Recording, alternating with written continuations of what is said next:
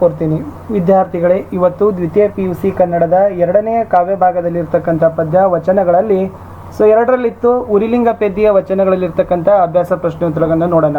ಹಿಂದಿನ ಪಾಠದ ಪ್ರಶ್ನೋತ್ತರಗಳನ್ನು ನೋಡದೇ ಇದ್ರೆ ವಿಡಿಯೋದ ಡಿಸ್ಕ್ರಿಪ್ಷನ್ ಬಾಕ್ಸ್ನಲ್ಲಿ ದ್ವಿತೀಯ PUC ಕನ್ನಡ ಪ್ರಶ್ನೋತ್ತರ ಅಂತ ಪ್ಲೇಲಿಸ್ಟ್ ಲಿಂಕ್ ಇದೆ, ಅದನ್ನು ಒತ್ತಿ ನೋಡ್ಬೋದು. ಕನ್ನಡದ ಜೊತೆಗೆ ಇಂಗ್ಲೀಷ್, ಹಿಂದಿ, ಇತಿಹಾಸದಲ್ಲಿ ಈಗಾಗಲೇ ನಾವು ಹಾಕಿದ್ದೀವಿ. ಮುಂದೆ ಅರ್ಥಶಾಸ್ತ್ರ, ಸಮಾಜಶಾಸ್ತ್ರ, ರಾಜ್ಯಶಾಸ್ತ್ರದ ವಿಡಿಯೋಗಳನ್ನು ಸಹಿತ ಅಪ್ಲೋಡ್ ಮಾಡ್ತೀವಿ ಅಂತ ಹೇಳ್ತಾ ದಯಮಾಡಿ ವಿಡಿಯೋಗಳನ್ನು ನೋಡಿ ಲೈಕ್ ಶೇರ್ಗಳನ್ನು ಮಾಡಲಿಕ್ಕೆ ಮರೆಯದಿರಿ. ನೋಡುವ ಉರಿಲಿಂಗ ಪೆದ್ದಿಯ ವಚನಗಳಿರ್ತಕ್ಕಂಥ ಅಭ್ಯಾಸ ಪ್ರಶ್ನೋತ್ತರಗಳನ್ನು. ಅಭ್ಯಾಸ ಭಾಗ. ಮೊದಲಿತ್ತು ಸಾಂದರ್ಭಿಕ ವಿವರಣೆಯನ್ನು ಬಯಸ್ತಕ್ಕಂಥ ವಾಕ್ಯಗಳು, ಅಂದರೆ ಸಂದರ್ಭ ಸಹಿತ ವಿವರಣೆಯನ್ನು ಬರೀತಕ್ಕಂಥದ್ದು.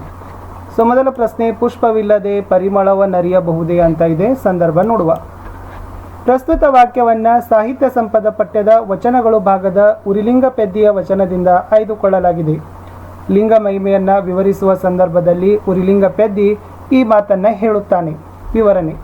ಲಿಂಗವೆನ್ನುವುದು ಸಾಮಾನ್ಯವಾದುದಲ್ಲ ಅಥವಾ ಅಲ್ಪವಾದುದಲ್ಲ, ಅದು ಸರ್ವಶ್ರೇಷ್ಠವಾದದ್ದು, ನಿಷ್ಕಲಂಕವಾದದ್ದು, ಮಹಾಗಣ ನಿರಾಳ ಪರಶಿವನಿಂದ ತೋರುವಂಥದ್ದು.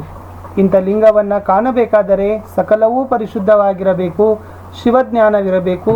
ಸೂರನಿಲ್ಲದೆ ಹಗಲಿಲ್ಲ, ದೀವವಿಲ್ಲದೆ ಬೆಳಕಿಲ್ಲ, ಪುಷ್ಪವಿಲ್ಲದೆ ಪರಿಮಳವಿಲ್ಲ.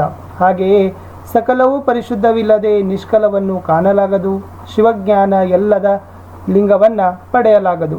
ಉರಿಲಿಂಗ ಪೆದ್ದಿ ಹೀಗೆ ಲಿಂಗ ಮಹಿಮೆಯನ್ನು ವಿವರಿಸುತ್ತಾ ಈ ಮೇಲಿನಂತೆ ಹೇಳಿದ್ದಾನೆ. ಎರಡನೇ ವಾಕ್ಯ, ಅನ್ಯ ಲಿಂಗಗಳ ನೆನೆವನೇ ನಿಮ್ಮ ಭಕ್ತನು. ಸಂದರ್ಭ. ಪ್ರಸ್ತುತ ವಾಕ್ಯವನ್ನು ಸಾಹಿತ್ಯ ಸಂಪದ ಪಠ್ಯದ ವಚನಗಳು ಭಾಗದ ಉರಿಲಿಂಗ ಪೆದ್ದಿಯ ವಚನದಿಂದ ಆಯ್ದುಕೊಳ್ಳಲಾಗಿದೆ. ಲಿಂಗ ಮಹಿಮೆ ಹಾಗೂ ಭಕ್ತನಿಷ್ಠೆಯನ್ನು ವಿವರಿಸುವ ಸಂದರ್ಭದಲ್ಲಿ ಉರಿಲಿಂಗ ಪೆದ್ದಿ ಈ ಮಾತನ್ನು ಹೇಳುತ್ತಾನೆ. ವಿವರಣೆ.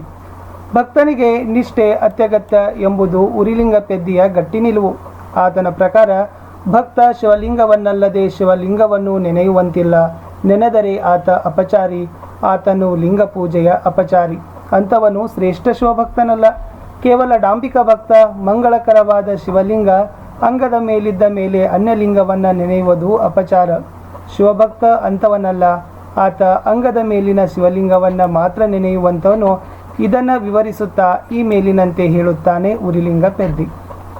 ಮೂರನೇ ವಾಕ್ಯ, ತಾನೇ ಲಘು ಮಾಡಿ ಲಘುವಾದನಯ್ಯ ಅಂತಕ್ಕಂಥದ್ದು ಇದೆ. ಸಂದರ್ಭ. ಪ್ರಸ್ತುತ ವಾಕ್ಯವನ್ನು ಸಾಹಿತ್ಯ ಸಂಪದ ಪಠ್ಯದ ವಚನಗಳು ಭಾಗದ ಉರಿಲಿಂಗ ಪೆದ್ದಿಯ ವಚನದಿಂದ ಆಯ್ದುಕೊಳ್ಳಲಾಗಿದೆ. ಉರಿಲಿಂಗ ಜಂಗಮ ಪ್ರಸಾದದ ಮಹಿಮೆಯನ್ನು ವಿವರಿಸುವ ಸಂದರ್ಭದಲ್ಲಿ ಉರಿಲಿಂಗ ಪೆದ್ದಿ ಈ ಮಾತನ್ನು ಹೇಳುತ್ತಾನೆ. ವಿವರಣೆ. ಶರಣಧರ್ಮ ಪರಂಪರೆಯಲ್ಲಿ ಅಥವಾ ಬಸವಣ್ಣನವರು ಪ್ರತಿಪಾದಿಸಿದ ವೀರಶೈವ ಧರ್ಮದಲ್ಲಿ ಗುರು ಲಿಂಗ ಜಂಗಮಕ್ಕೆ ಮತ್ತು ಗುರುಲಿಂಗ ಜಂಗಮ ಪ್ರಸಾದಕ್ಕೆ ವಿಶಿಷ್ಟ ಸ್ಥಾನವಿದೆ, ಮಹತ್ವದ ಗೌರವವಿದೆ.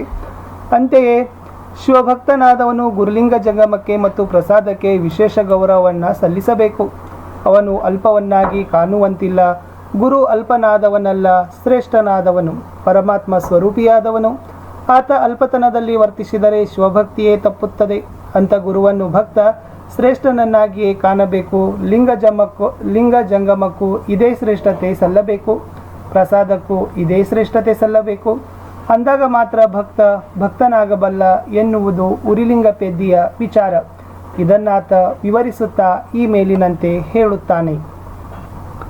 ಮುಂದೆ ಎರಡನೇ ಭಾಗದಲ್ಲಿ ಒಂದಂಕದ ಪ್ರಶ್ನೆಗಳಿದ್ದಾವೆ, ಅಂದರೆ ಒಂದು ವಾಕ್ಯದಲ್ಲಿ ಉತ್ತರಿಸಿ.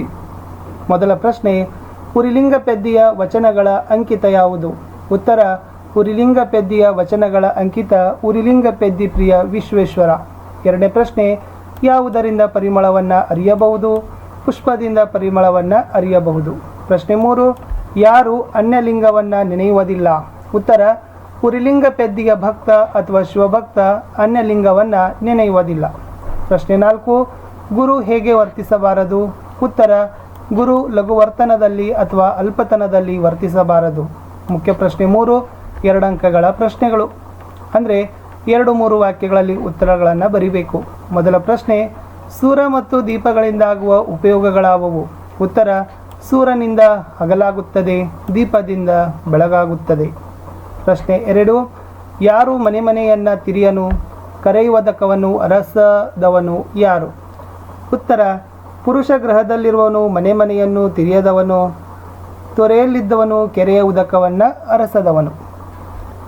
ಪ್ರಶ್ನೆ 3, ಗುರುವಿನ ಲಕ್ಷಣಗಳು ಏನು ಅಂತ ಕೇಳಿದರೆ, ಗುರು ಅಲ್ಪನಾಗದಿರುವುದು ಮತ್ತು ಅಲ್ಪತನದಿಂದ ವರ್ತಿಸದೇ ಇರುವುದು ಗುರುವಿನ ಲಕ್ಷಣಗಳು.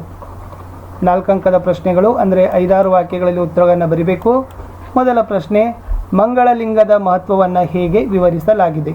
ಉತ್ತರ: ಮಂಗಳಲಿಂಗದ ಮಹತ್ವವನ್ನು ತುಂಬ ಪರಿಣಾಮಕಾರಿಯಾಗಿ ವಿವರಿಸಿದ್ದಾನೆ ಉರಿಲಿಂಗ ಪೆದ್ದಿ. ಆತನ ದೃಷ್ಟಿಯಲ್ಲಿ ಲಿಂಗ ನಿಷ್ಕಲವಾಗಿದ್ದು ಆ ನಿಷ್ಕಲವನ್ನು ಸಕಲ ಪರಿಶುದ್ಧತೆ ಇಲ್ಲದೆ ಕಾಣಬಾರದು. ಲಿಂಗ ಮಹಾಗಣ ನಿರಾಳಪರ ಶಿವನಿಂದ ಮಾತ್ರ ತೋರುವಂಥದ್ದು, ಅನ್ಯಲಿಂಗವನ್ನು ನೆನೆಯುವುದರಿಂದ ತೋರುವಂಥದ್ದಲ್ಲ.